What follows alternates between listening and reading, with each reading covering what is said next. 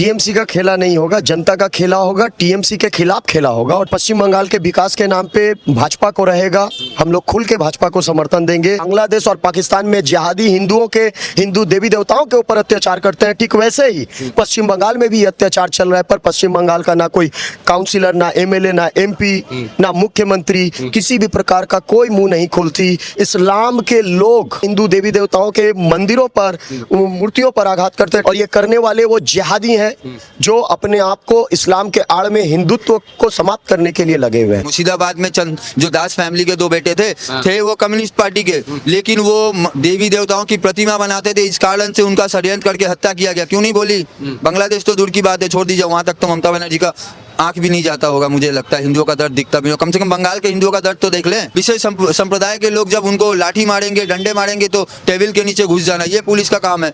ममता बनर्जी की सरकार ने आज पुलिस को एक नपुंसक बना के छोड़ दिया पश्चिम बंगाल में। अभी टोपीधारी हमारे जो भाई लोग हैं, शांतिप्रिय भाई लोग, वो मारते हैं ओपन सर्जेंट को मारते हैं, इतने बड़े पदाधिकारी को, और उनके लिए भी सरकार कुछ नहीं करवाती। इसलिए प्रशासन भी अब त्रस्त हो चुकी है, वो चाह रही है कि ये सरकार जाए। जो संकल्प यहाँ के लोगों ने लिया है टीएमसी की विदाई के लिए, वो इस बार चुनाव के रिजल्ट में पूरी तरह से दिखेगा। क्योंकि ममता बनर्जी की जो राजनीति हो गई है वो एक तरफा हो गई है। वो अपने वोट बैंक को बचाने के लिए वो कुछ भी कर सकती हैं। टीएमसी का खेला नहीं होगा, जनता का खेला होगा, टीएमसी के खिलाफ खेला होगा और टीएमसी हारेगी। हम सभी साधारण जनता का समर्थन हिंदुत्व के नाम पे, इस पश्चिम बंगाल के विकास के नाम पे भाजपा को रहेगा। हम लोग खुल के भाजपा को समर्थन देंगे। क्योंकि वर्तमान पश्चिम बंगाल सरकार जिस प्रकार से शासन व्यवस्था चला रही है, इस शासन व्यवस्था को देखते हुए बस वो अंधेर नगरी मुझे याद आ रहा है, जिस अंधेर नगरी में सभी चीजें टके से बिकती थी, सब एक समान था, पर जनता के लिए कुछ नहीं था। आज वर्तमान पश्चिम बंगाल की सरकार के खिलाफ जनता का आक्रोश है, जनता का विरोध है, प्रतिवाद है। आरजीकर की जैसी घटना, कस्बा लॉ कॉलेज में महिला के साथ दुष्कर्म, कामधेनु, ऐसा कोई भी अंचल नहीं है पश्चिम बंगाल का जहां के जनता पश्चिम बंगाल के इस शासन व्यवस्था से त्रस्त नहीं है। ऐसी अवस्था में मैं यही कहूँगा कि खेला टीएमसी नहीं करेगी, खेला जनता करेगी। हम सभी जनता मिलकर इस टीएमसी सरकार को विदाई देंगे। आपने भी हिंदुत्व की बात किया है। ममता बनर्जी पे आरोप लगता है कि मुस्लिम तुष्टीकरण का राजनीति करती है, वो मुसलमानों का बढ़ावा देती, क्या सच है? जे गोरु दूध दे तार लाती खेते हैं, मतलब जो गाय दूध देती है उसका लात खाना पड़ता है। वो गाय है मुस्लिम्स जिनका सपोर्ट लेकर वो अभी वर्तमान में सरकार चला रही है, पिछले 15 वर्षों से चला रही है। यहाँ पर माँ काली के गले को काट दिया जाता है, यहाँ माँ काली के चरणों में जो शिव ठाकुर है उनके गले को काट दिया जाता है, हनुमान के गले को काट दिया जाता है। ठीक वैसे ही जैसे बांग्लादेश और पाकिस्तान में जिहादी हिंदू देवी देवताओं के ऊपर अत्याचार करते हैं, ठीक वैसे ही पश्चिम बंगाल में भी अत्याचार चल रहा है। पर पश्चिम बंगाल का ना कोई काउंसिलर, ना एमएलए, ना एमपी, ना मुख्यमंत्री, किसी भी प्रकार का कोई मुंह नहीं खोलती, चुप रहती है। इससे ये साबित होता है कि हिंदुत्व को और हिंदुओं को देखने वाले इस वर्तमान सरकार नहीं है जो देख रही है। जिस प्रकार से इस्लाम के लोग जिस प्रकार से हिंदू धर्म के ऊपर आघात करते हैं, हिंदू देवी देवताओं के मंदिरों पर, मूर्तियों पर आघात करते हैं, ठीक उसी प्रकार से ये आघात पूरे विश्व में और भारत के इस भूमि पे चल रहा है। और विशेष करके पश्चिम बंगाल की इस भूमि पे चल रहा है। एक ही तरीका है, स्टाइल एक ही है, अलग नहीं है। और ये करने वाले वो जिहादी हैं जो अपने आप को इस्लाम के आड़ में हिंदुत्व को समाप्त करने के लिए लगे हुए हैं। पर ऐसा सफल नहीं होगा, क्योंकि हम जो हिंदू और अपने धर्म के समर्थन में है, जो व्यक्ति अपने धर्म के मानने वाले को ना देखे, जो व्यक्ति लोकतांत्रिक व्यवस्था में राज्य की प्रमुख हो और वो जनता जनार्दन जिस राज्य में 70% हिंदू आबादी हो, जो समर्थन लेकर मुख्यमंत्री बनी और वो मुख्यमंत्री हिंदुओं को ना देखे। मैं ये नहीं कहता कि मुसलमानों को ना देखे, मैं ये नहीं कहता किसी ईसाइयों को ना देखे, पर हिंदुओं ने क्या ऐसा गुनाह किया है? क्या वो मतदाता नहीं है? क्या उन्होंने उनको वोट नहीं दिया? तो फिर जब मठ मंदिर और देवी देवता, हिंदू देवी देवताओं के ऊपर आघात होता है, आक्रमण होता है, तोड़फोड़ होता है, तो उस समय उनके मुख से कुछ नहीं क्यों नहीं निकलता? जांच वगैरह होता है? जांच में क्या निकल के आता है? देखिए, जांच कुछ नहीं होता। मैं अभी भी बता रहा हूं कि आज से ठीक 4 दिन पहले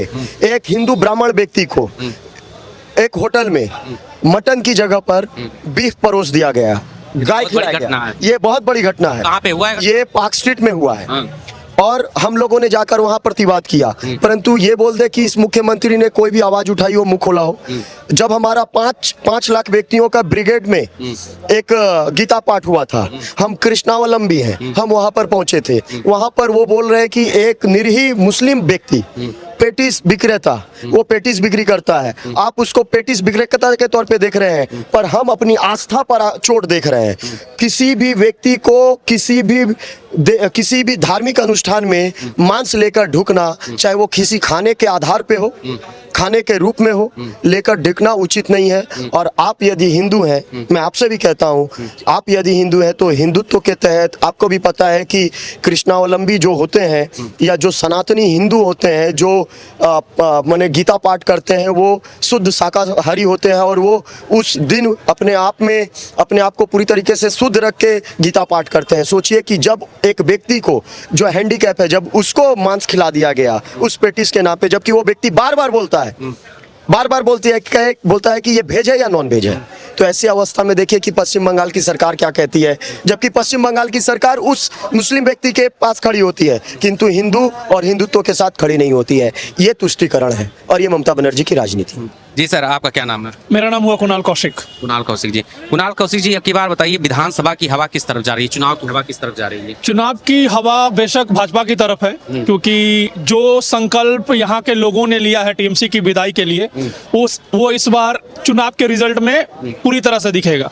क्योंकि ममता बनर्जी की जो राजनीति हो गई है वो एक तरफा हो गई है। वो अपने वोट बैंक को बचाने के लिए वो कुछ भी कर सकती हैं। एक तरफा मतलब? एक तरफा राजनीति कहने का मतलब है कि उनको लिए वो लोग ज्यादा मायने रखते हैं जिनका वोट प्रतिशत उनको ज्यादा मिलता हो। मैं अगर खुले शब्द में कहूं तो मुस्लिम समुदाय के लोग जो उनको जिताते हैं, जो उनको 15 साल से भी मुस्लिम समुदाय के लोग जिताते हैं। अब 99.99% पे आप ध्यान दीजिएगा कि 0.01% पे नहीं, उनको 100 में से 99 वोट ममता बनर्जी को ही जाता है, और जो 1% है वो वोट देने नहीं जाते, तो सारा वोट उनको ही जाता है।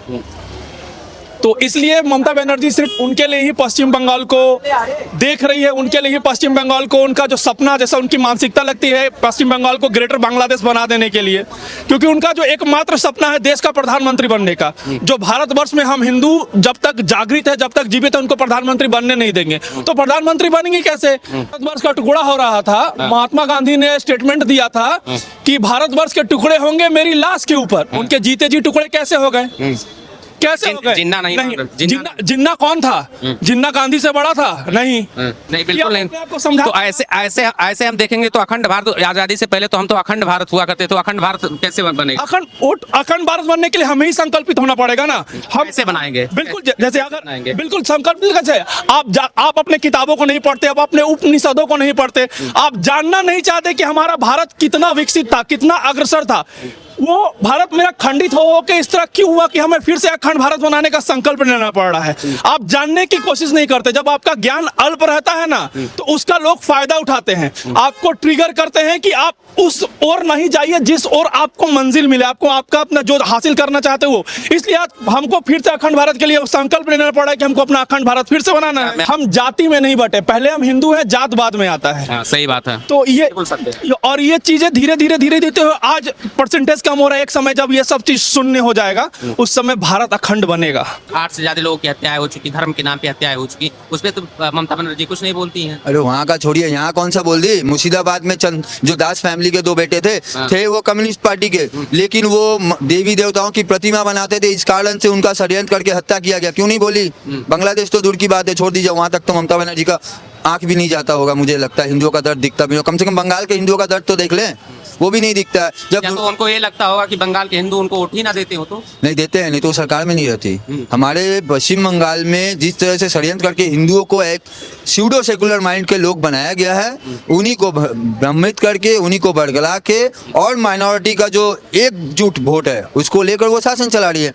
और अब देखा गया कि माइनॉरिटी में जो घुसपैठिए घुसे हुए बांग्लादेशी मुसलमान रोहिंग्या जो घुसे हुए हैं, उनको अगर काट दिया जाएगा, और जिस तरह से पश्चिम बंगाल में हिंदुओं ने बांग्लादेश से सबक लिया, मुर्शिदाबाद से सबक लिया और बाकी घटनाओं से सबक लेकर एकजुट जो हिंदू हो रहे हैं, उनसे उनको डर लग रहा है कि कहीं हिंदू एकजुट होकर एक साइड में अपना मतदान कर दिए हैं, और मुसलमान बांग्लादेशी जो रोहिंग्या उनको काट के अगर निकाल दिया गया तो ये गंगा जी में बहने वाली है। तो इसी डर के कारण से आज उनको दिल्ली तक दौड़ाया गया, वो दौड़ी है, इसीलिए दिल्ली तक। बिल्कुल इसीलिए। क्या लग रहा है, बदलाव होता है?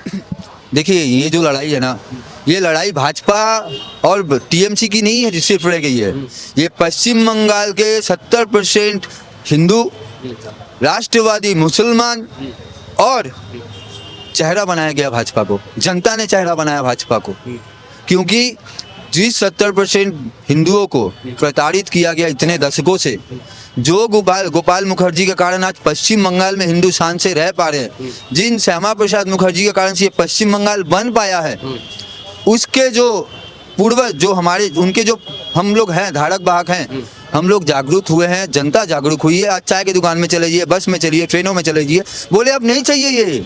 नहीं, हम तो जहाँ भी जाते हैं लोग बोलने से डरते हैं। मैं देखिए जहाँ भी जा रहा हूँ बंगाल में जिस तरीके का हिंसा की राजनीति होती है, यहाँ सिर्फ घर तोड़ा नहीं जाता है, जान से मार दिया जाता है। लाखों तो पुलिस लॉ एंड ऑर्डर क्या करती है? पुलिस लॉ एंड ऑर्डर का काम है, ईडी जहाँ रेड करेगा वहां जाके जबरदस्ती ममता के कहने पे फाइल छीनना, टेबल के जब विशेष संप्रदाय के लोग जब उनको लाठी मारेंगे, डंडे मारेंगे तो टेबल के नीचे घुस जाना, ये पुलिस का काम है। यही कलकत्ता पुलिस को सम्मान की दृष्टि में पूरे विश्व में देखा जाता था, लेकिन कम्युनिस्ट सरकार और ये ममता बनर्जी की सरकार ने आज पुलिस को एक नपुंसक बना के छोड़ दिया पश्चिम बंगाल में। हमारा विश्वास है पुलिसकर्मी बहुत योग्य है।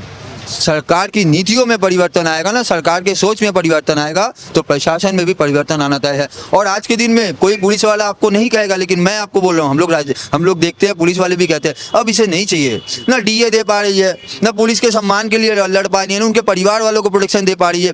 पुलिस को कोई थप्पड़ मार के चल जाता, कोई सर्जेंट अगर थप्पड़ मार के चला जाता है विशेष समुदाय के लोग, आप चले जाइए राजा बाजार में, वहाँ अगर विशेष संप्रदाय के लोग वहाँ पे आप चले जाइए, वो अगर हेलमेट पहन के नहीं जा रहे हैं और अगर वहाँ पे सर्जेंट उनको केस करती है तो भीड़ उमड़ आता है और सभी टोपीधारी हमारे जो भाई लोग हैं, शांतिप्रिय भाई लोग, वो मारते हैं ओपन सर्जेंट को मारते हैं, इतने बड़े पदाधिकारी को, और उनके लिए भी सरकार कुछ नहीं करवाती। इसलिए प्रशासन भी अब त्रस्त हो चुकी है, वो चाह रही है कि ये सरकार जाए।